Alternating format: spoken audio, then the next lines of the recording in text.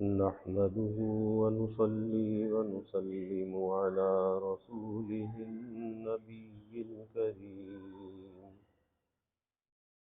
وعلى آله وأصحابه أجمعين.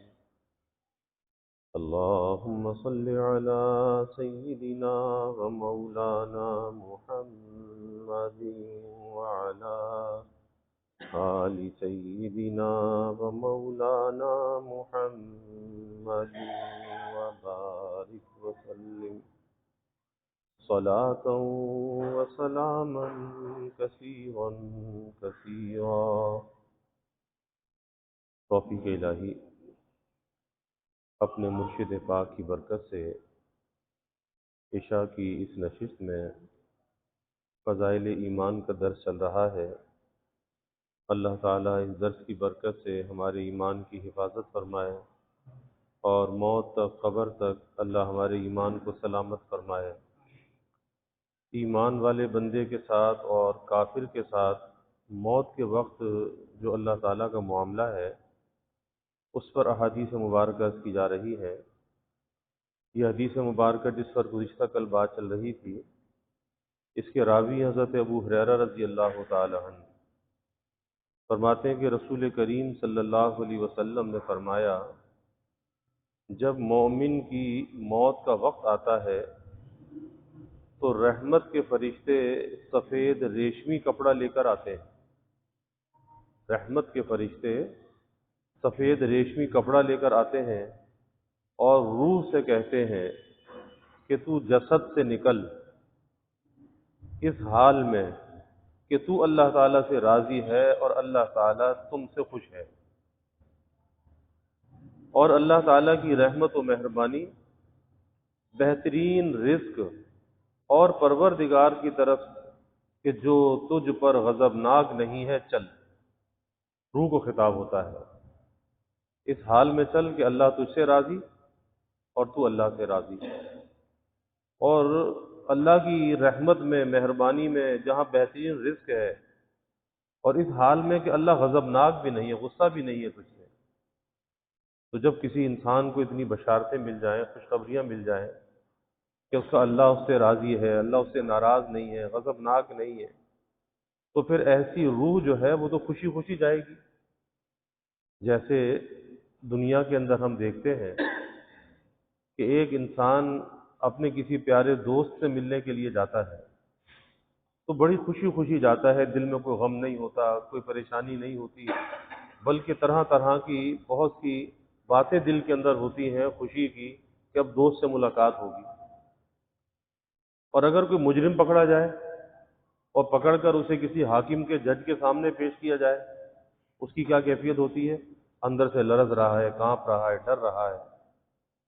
تو ایمان والا بندہ چونکہ اللہ کا دوست ہے اور یہ دنیا کی زندگی اسی لیے ہے کہ اللہ سے دوستی کو بڑھانا ہے تو جب اس کی اللہ سے ملاقات کا وقت آتا ہے اسے بشارتیں دی جاتی ہیں خوشخبریاں دی جاتی ہیں تو پھر اس کے اندر کوئی پریشانی نہیں ہوتی. پھر اندر سے روح یہ نہیں کہتی کہ جی ابھی تو میرے بہت سے کام میرے باقی ہیں نہیں بلکہ وہ روح چلنے کے لیے تیار ہو جاتی ہے. جیسے ایک بادشاہ کا واقعہ آتا ہے کہ ایک مرتبہ بادشاہ نے اپنے وزیر سے کہا کہ مجھے ذرا باہر سیر کے لیے تفریح کے لیے جانا ہے. تو ظاہر ہے کہ بادشاہ جب حرکت کرتے ہیں تو پورے لاؤ لشکر کے ساتھ کرتے ہیں. تو پورا لشکر تیار ہوا بہترین سواریاں اور سپاہی پیادے سوار آگے پیچھے اور ہٹو بچوں کی صدائیں اور بادشاہ سلامت سوار ہو کر باہر نکلے. ابھی راستے میں تھے کہ ایک شخص مجمع کو چیرتا ہوا آگے آیا اور آ کر بادشاہ سے کہا کہ کان ادھر کرو تمہارے کان نے مجھے بات کرنی ہے. اس نے کہا کان کون ہو؟ کہا کہ کان ادھر کرو کان میں بات کرنی ہے. اور پھر اس نے کہا کہ ملک الموت ہوں تمہاری روح قبض کرنے کے لیے آیا ہوں. بس یہ سننا تھا کہ لرزہ طاری ہو گیا بدن پہ کپ کپی طاری ہو گئی. کہنے لگا رنگ سفید ہو گیا وہ جتنا کچھ خوشی تھی لاؤ لشکر تھا کیا کر سکتا تھا؟ کچھ بھی نہیں۔ کہتا ہے کہ اچھا اتنی مہلت تو دے دو کہ ایک دفعہ اپنے محل میں جا کر اپنے مال و دولت پر ایک نظر ڈال لوں، بیوی بچوں پر ایک نظر ڈال لوں، اتنی مہلت تو دے دو۔ ملک الموت نے کہا کہ اب مہلت کا زمانہ نکل چکا، مہلت کا زمانہ نکل چکا، آنے والی کس سے ٹالی جائے گی اور روح رگ رگ سے نکالی جائے گی، تجھ پر ایک دن خاک ڈالی جائے گی، مرنا ہے ایک دن مرنا ہے آخر موت ہے، کر لے جو کرنا ہے آخر موت ہے۔ جب وہ آنے والی آتی ہے نا پھر وہ ٹالی نہیں جاتی، ایک لمحے کے لیے نہیں ٹلتی، تو اس کے لیے تیار رہنا چاہیے، تیاری کرنی چاہیے کہ اب اس کی کیا تیاری ہے۔ تیاری نہیں کرتا، ایک نظر تو ڈال لوں نا جو کچھ دنیا میں کیا ہے، بیوی بچے مال دولت محل، کہا کہ نہیں مہلت ختم ہو چکی۔ پھر ایک اللہ والوں کا واقعہ آتا ہے کہ کہیں راستے میں جا رہے تھے، کوئی شخص آ کر ملا اور کہا جی ملک الموت ہوں، تمہاری روح قبض کرنے کے لیے آیا ہوں۔ کہا کہ بہت اچھا، بسم اللہ، تمہارا تو انتظار تھا، جلدی قبض کرو، اس قفس سے جان چھوٹے تو محبوب سے ملاقات ہو۔ کیونکہ حدیث میں آتا ہے نا، ابھی پہلے حدیث گزری کہ موت تو مومن کا تحفہ ہے اور موت کے خوف کی چیز نہیں ہے، موت تو محبوب ہونی چاہیے، کیونکہ موت ذریعہ ہے اللہ تعالیٰ سے وصال کا، اللہ کے دیدار کا، اللہ سے ملاقات کا۔ تو یہ تو ایک راستہ ہے، الموت جسر یوصل الحبیب الی الحبیب، کہ موت ایک پل ہے جو دوست کو دوست سے ملا دیتا ہے۔ تو موت کو ڈرنے والی چیز نہیں ہے، ہاں اس کی تیاری ہونی چاہیے، تیاری۔ اور تیاری وہی ہے جو کل بھی عرض کر رہا تھا کہ زندگی کا ایک نصب العین یہ ہونا چاہیے کہ میرا اللہ مجھ سے راضی رہے، اللہ ناراض نہ ہو جائے۔ آج ہم لوگوں کو راضی کرنے کی کوشش کرتے ہیں کہ جی لوگ ہم سے راضی رہیں، تو یاد رکھیے کہ اگر لوگوں کو راضی کیا اور اللہ کو ناراض کر دیا تو یہ لوگوں کی جو رضا ہے، مخلوق کی جو رضا ہے، کیا یہ کوئی کام آنے والی ہے؟ مخلوق کی رضا پر اللہ کی رضا کو مقدم کرنا چاہیے۔ مخلوق چاہے ناراض ہو، اس کی پرواہ نہیں ہونی چاہیے۔ ہاں کسی سے جھگڑا فساد نہ کرے، بلا وجہ کسی سے نہ الجھے، اپنے اخلاق کی، اپنی عادات کی حفاظت کرے، اپنی گفتار کی حفاظت کرے، لیکن مخلوق کی رضا کو زندگی کا مقصد نہ بنائے کہ لوگ مجھ سے راضی ہو جائیں۔ پیش نظر ایک ہی بات ہونی چاہیے کہ میرا اللہ مجھ سے راضی ہو جائے، اللہ مجھ سے ناراض نہ ہو۔ بس اس پیرائے پر اپنی زندگی کو گزارے کہ میرا اللہ مجھ سے راضی ہو جائے۔ تو ایمان والے بندے کا تو بڑا اکرام ہے، بڑا اکرام ہے۔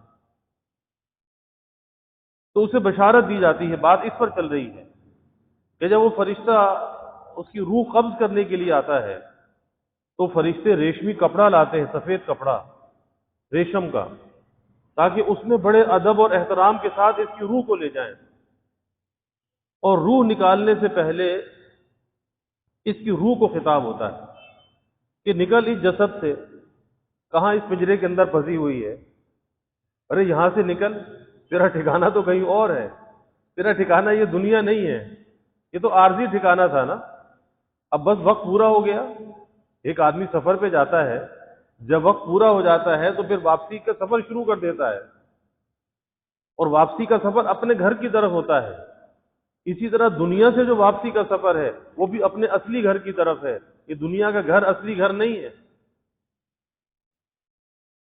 تو نکل اس جسد سے اور اس حال میں کہ تو اللہ سے راضی، اللہ تجھ سے راضی۔ اس کو انسان اگر سوچے نا، اس سوچنے میں بھی ایک ایسی لذت ہے، ایک ایسا مزہ ہے کہ کیسی بشارت ہے، کیسی خوشخبری اللہ ہمیں بھی نصیب فرما دے کہ اللہ ہم سے راضی ہو، ہم اللہ سے راضی ہوں۔ اللہ نصیب فرما دے، بڑی چیز ہے رضا بالقضاء، اللہ کی رضا میں راضی رہنا، اللہ کے فیصلوں پر راضی رہنا، اور اللہ کی رحمت و مہربانی اور بہترین رزق اور پروردگار کی طرف چل جو تجھ سے غضبناک نہیں ہے۔ چنانچہ روح مشک کی بہترین خوشبو کی طرح جسم سے نکلتی ہے، مشک کی بہترین خوشبو کی طرح جسم سے نکلتی ہے۔ بہت سے ایسے واقعات سننے میں آتے ہیں نا کہ جی کسی آدمی کا انتقال ہوا تو کمرے کے اندر خوشبو پھیل گئی، کمرہ جو ہے معطر ہو گیا، کبھی آتا ہے جی کمرہ روشن ہو گیا، کیا چیز ہے وہ؟ یہی چیز ہے جو اللہ کے حبیب صلی اللہ علیہ وسلم فرما رہے ہیں کہ جب وہ روح نکلتی ہے تو مشک کی بہترین خوشبو کی طرح وہ جسم سے نکلتی ہے، تو بہترین خوشبو کی شکل میں ہوتی ہے۔ یہی وجہ ہے کہ کبھی اللہ تعالیٰ ظاہری طور پر بھی انسانوں کو محسوس کرا دیتے ہیں کہ بہت سے لوگوں کی جس جگہ روح قبض ہوتی ہے وہ جگہیں معطر اور منور ہو جاتی ہیں، اور بعض ایسے ہوتے ہیں کہ جن کی قبروں سے خوشبو آتی ہے کہ مدتوں گزر جاتی ہیں لیکن قبر کے پاس جائے تو قبر سے خوشبو آ رہی ہوتی ہے۔ تو مشک، روح مشک کی بہترین خوشبو کی طرح جسم سے نکلتی ہے، اور فرشتے اس کو ازراہ تعظیم و تکریم اسے ہاتھوں میں لے چلتے ہیں، ہاتھوں ہاتھ لے چلتے ہیں۔ جیسے قبرستان جاتے ہیں نا، میت کو کاندھے بدلتے جاتے ہیں، کاندھے سے کاندھا بدلتا جاتا ہے، تو فرشتے اس کی روح کو ہاتھوں میں لے کر جاتے ہیں اور ہاتھوں سے ہاتھ بدلتے چلے جاتے ہیں، یہاں تک کہ اسے لے کر آسمان کے دروازوں تک آتے ہیں۔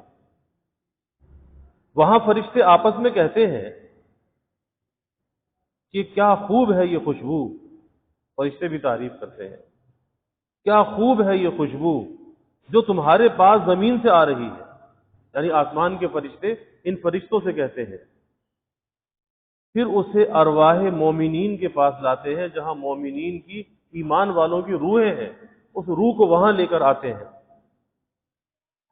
چنانچہ وہ روحیں اس روح کے آنے سے اسی طرح خوش ہوتی ہیں جس طرح تم میں سے کوئی شخص اس وقت خوش ہوتا ہے جبکہ اس کے پاس اس کا غائب آتا ہے۔ جب یہ روح ان مومنین کے ساتھ جمع کر دی جاتی ہے جہاں پہلے سے لوگ گئے ہوئے ہیں، ایمان والے،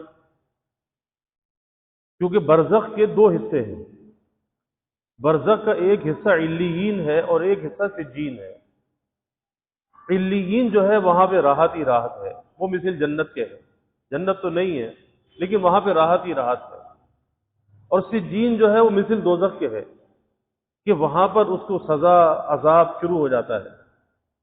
تو نیک روح جو ہے وہ علیین میں جاتی ہے، اور جو گنہگار ہے، فاسق ہے، فاجر ہے، کافر ہے، وہ سجین کی طرف جاتے ہیں۔ تو یہ مومنین کے ساتھ جب اس روح کو جمع کیا جاتا ہے نا، اور روحیں آپس میں جب ملاقات کرتی ہیں تو فرماتے ہیں کہ اس طرح سے وہ روحیں آپس میں خوش ہوتی ہیں کہ جیسے کوئی ہمارا مہمان کوئی باہر سے آ جائے، کوئی بہت پیارا رشتہ دار ہو، کوئی دوست ہو، اور مدتوں کے بعد آئے تو آپس میں مل کر کتنی خوشی ہوتی ہے، کس طرح سے تبادلہ خیال ہوتا ہے، ایک دوسرے کا حال حوال ہوتا ہے کہ جی فلاں کیسا ہے، فلاں کیسا ہے، وہ کیا کر رہا ہے، وہ کیا کر رہا ہے۔ اس طرح سے یہ ارواح کی وہاں پہ ملاقات ہوتی ہے۔ یعنی تم میں سے کوئی شخص جب سفر سے واپس آتا ہے تو جس طرح اس کے اہل و عیال اس کے واپس ہونے پر خوش ہوتے ہیں، اسی طرح آسمان میں مومنین کی روحیں اس وقت بہت زیادہ خوش ہوتی ہیں جبکہ کسی مومن کی روح زمین سے ان کے پاس آتی ہے۔ پھر تمام روحیں اس سے پوچھتی ہیں، اور یہ بڑی اہم بات ہے، تمام روحیں، وہ جو نئی روح وہاں پر پہنچی ہے نا، نیا مہمان پہنچا ہے، تو وہ پہلے والی جو روحیں ہیں اس آنے والے سے پوچھتی ہیں کہ فلاں کیا کرتا ہے اور فلاں کیا کرتا ہے۔ جیسے ہم کوئی دوسرے شہر سے آ جائے، پوچھتے ہیں بھائی فلاں رشتہ دار کا کیا حال ہے، فلاں دوست کا کیا حال ہے، تو جس طرح سے ہم یہاں پوچھتے ہیں تو یہ روحیں اس نئے آنے والے سے وہاں پوچھتی ہیں کہ فلاں کیا کرتا ہے اور فلاں کیا کرتا ہے، یعنی روحیں ان لوگوں کے بارے میں کہ جنہیں وہ دنیا میں چھوڑ کر آئی تھی، ان کے بارے میں ایک ایک کر کے پوچھتی ہیں کہ فلاں شخص کا کیا حال ہے اور فلاں شخص کا کیا حال ہے۔ مگر پھر روحیں آپس میں کہتی ہیں کہ اس روح کو چھوڑ دو، ابھی کچھ نہ پوچھو، کیونکہ یہ دنیا سے غم و آلام میں آیا ہے، اسے ذرا سکون مل جائے تو پھر پوچھنا، تھکا تھکایا آیا ہے، اتنا لمبا سفر طے کر کے آیا ہے، ابھی فی الحال اس کو آرام کرنے دو، یہ غم سے آلام سے، دنیا کیا ہے، ایک غم و آلام کا گھر ہے، اسے ذرا سکون مل جائے پھر پوچھنا۔ یہ کہتا ہے کہ فلاں شخص جس کے بارے میں تم پوچھ رہے ہو وہ بدکار تھا اور وہ تو مر گیا، یعنی وہ تو مجھ سے پہلے مر چکا تھا، تو کیا وہ تمہارے پاس نہیں آیا؟ اب یہ آپس میں روحیں آپس میں پوچھ رہی ہیں کہ فلاں آدمی کے بارے میں پوچھا، اچھا وہ تو مجھ سے پہلے مر چکا تھا، تو کیا وہ یہاں پر تمہارے پاس نہیں آیا؟ چنانچہ وہ روحیں بتاتی ہیں کہ اسے تو اس کی ماں کی طرف، یعنی دوزخ کی وہ آگ میں ہے، اسے اس طرف لے گئے ہیں،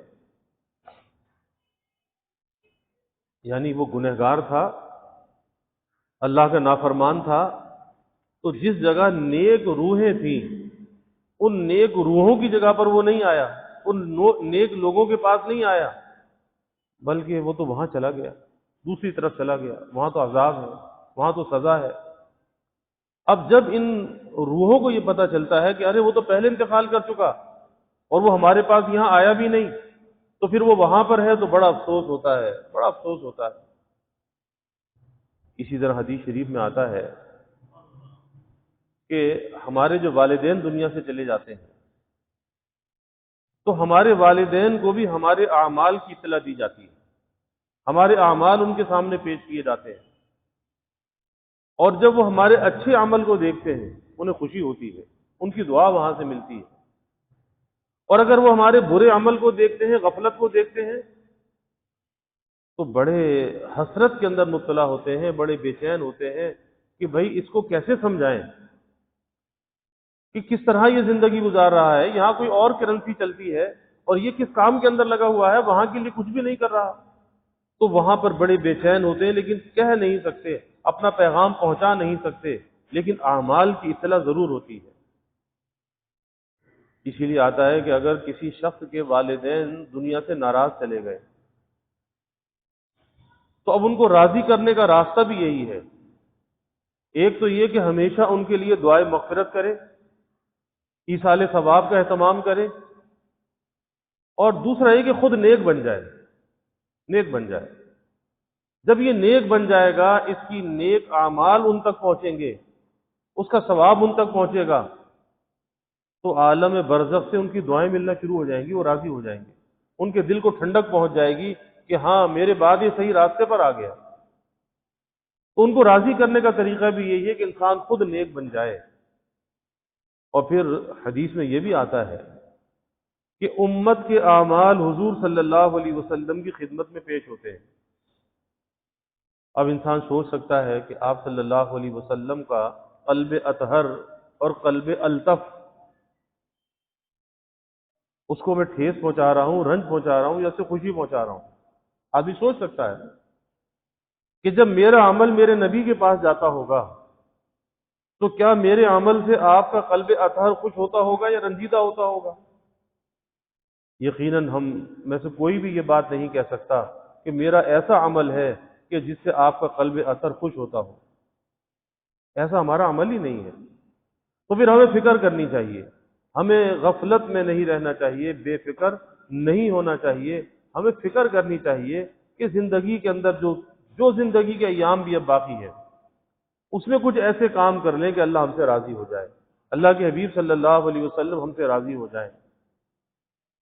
تو یہ روحوں کا آپس میں تبادلہ خیال، اور پھر اس بات پر افسوس کہ ارے فلاں تو مر گیا تھا، وہ یہاں نہیں آیا، اس کا مطلب سجین میں چلا گیا۔ پھر آپ نے فرمایا کہ جب کافر کی موت کا وقت آتا ہے، یہ تو مومن کی موت کی کیفیت تھی، جب کافر کی موت کا وقت آتا ہے تو عذاب کے فرشتے اس کے پاس ٹاٹ کا فرش لے کر آتے ہیں، مومن کے لیے ریشم کا سفید کپڑا، اور اس کے لیے ٹاٹ لے کر آتے ہیں اور کہتے ہیں کہ اے روح کافر، اللہ عز و جل کے عذاب کی طرف نکل، اللہ عز و جل کے عذاب کی طرف نکل، اس حال میں کہ اللہ تجھ سے ناراض ہے اور تجھ پر ناراضگی کی مار ہے۔ چنانچہ روح کافر کے جسم سے مردار کی بدبودار کی طرح نکلتی ہے، جیسے بدبو ہوتی ہے مردار کی بدبو، کسی مرے ہوئے جانور کی بدبو، اس مردار کی بدبو کی طرح اس کی روح جسم سے نکلتی ہے، اور مومن کی کیسے نکلتی ہے؟ مشک کی خوشبو کی طرح نکلتی ہے۔ پھر فرشتے اسے آسمان کے دروازوں کی طرف لاتے ہیں، وہاں فرشتے کہتے ہیں کہ کتنی بری ہے یہ بدبو. پھر اس کے بعد اسے کافروں کی ارواح کے پاس لے جایا جاتا ہے، جہاں وہ کافروں کی ارواح ہے، یعنی سجین میں پہنچا دیا جاتا ہے اور اسے عذاب کے اندر مبتلا کر دیا جاتا ہے. تو یہ ایمان والے بندے کی موت کا وقت اور اس کے قبض روح کی کیفیت اور ایک کافر کے قبض روح کی کیفیت، پتہ یہ چلا کہ اللہ تعالیٰ ایمان والے بندے کا اکرام فرماتے ہیں. تو ہمیں ایسے اعمال کرنے چاہیے کہ اللہ کی نظر میں اور اللہ کے یہاں ہمارا احترام ہو، اکرام ہو. دنیا کے اکرام اور احترام کا تو سوچتے ہیں، لیکن سوچنا یہ چاہیے کہ وہاں احترام ہو جائے، وہاں اکرام ہو جائے، اور وہ جب ہی ہوگا کہ جب اللہ کی رضا کے ساتھ زندگی گزاریں گے. اللہ تعالی ہمیں اس کی توفیق عطا فرمائے. وآخر دعوانا الحمد لله رب العالمين والعاقبة للمتقين والصلاة والسلام على أشرف الأنبياء والمرسلين. اللهم صل على سيدنا ومولانا محمد وعلى آل سيدنا ومولانا محمد وبارك وسلم. ربنا آتنا في الدنيا حسنة وفي الآخرة حسنة وقنا عذاب النار. ربنا أتمم لنا نورنا واغفر لنا إنك على كل شيء قدير. اللهم أعنا على ذكرك وشكرك وحسن عبادتك. اللهم وفقنا لما تحب وترضى من القول والعمل والفعل والنية والهدى إنك على كل شيء قدير. اللهم أرنا الحق حقا وارزقنا اتباعه وأرنا الباطل باطلا وارزقنا اجتنابه. اللهم ارزقنا حبك وحب حبيبك صلى الله عليه وسلم. اللهم ارزقنا شهادة في سبيلك واجعل موتنا ببلد رسولك. يا الله يا رحمن يا رحيم يا كريم یا ارحم الراحمین یا اکرم الاکرمین. یا اللہ ہمارے گناہوں کو معاف فرما، یا اللہ ہماری خطایا سے درگزر فرما. یا اللہ اپنی محبت معرفت عطا فرما، اپنی رضا والی زندگی یا اللہ نصیب فرما، اپنے رضا والے کاموں کی یا اللہ توفیق عطا فرما. یا اللہ ظاہری باطنی ہر قسمی ترقیات عطا فرما. یا اللہ ہمیں اپنی رضا والی زندگی نصیب فرما. حسن ختام یا اللہ ہمیں نصیب فرما. ایمان کے ساتھ خاتمہ بالخیر یا اللہ ہمیں نصیب فرما. اے اللہ اس ایمان کی قدردانی کی توفیق عطا فرما. اس نعمت کی حفاظت کا یا اللہ ہمیں فکر عطا فرما. یا اللہ جو ہماری عمر بڑھتی جائے، ہمارا ایمان بڑھتا جائے، ہماری نیکیاں بڑھتی جائیں، ہماری عافیت بڑھتی جائے، ہماری نعمتیں بڑھتی جائیں. اے اللہ ایمان کے نقصان سے تیری پناہ چاہتے ہیں. اے اللہ عافیت کے لوٹ جانے سے تیری پناہ چاہتے ہیں. نعمتوں کے چھن جانے سے یا اللہ تیری پناہ چاہتے ہیں. اے اللہ تو ہمیں اپنی پناہ میں لے لے. اے اللہ تو اپنی حفاظت میں لے لے. یا اللہ سب کے دلوں کے نیک ارادوں کو، تمناؤں کو پورا فرما. سب کی حاجات کو پورا فرما. پریشانیوں کو دور فرما. بیماریوں سے یا اللہ حفاظت فرما. ہر ناگہانی بلا اور مصیبت سے یا اللہ حفاظت فرما. زمینی آسمانی آفات سے یا اللہ حفاظت فرما. موذی امراض سے یا اللہ حفاظت فرما. یا اللہ سب کے علم میں، عمل میں، رزق میں خوب خیر و برکت فرما. ابواب رزق یا اللہ کشادہ فرما. رزق حلال عطا فرما، آسان عطا فرما، برکت والا عطا فرما.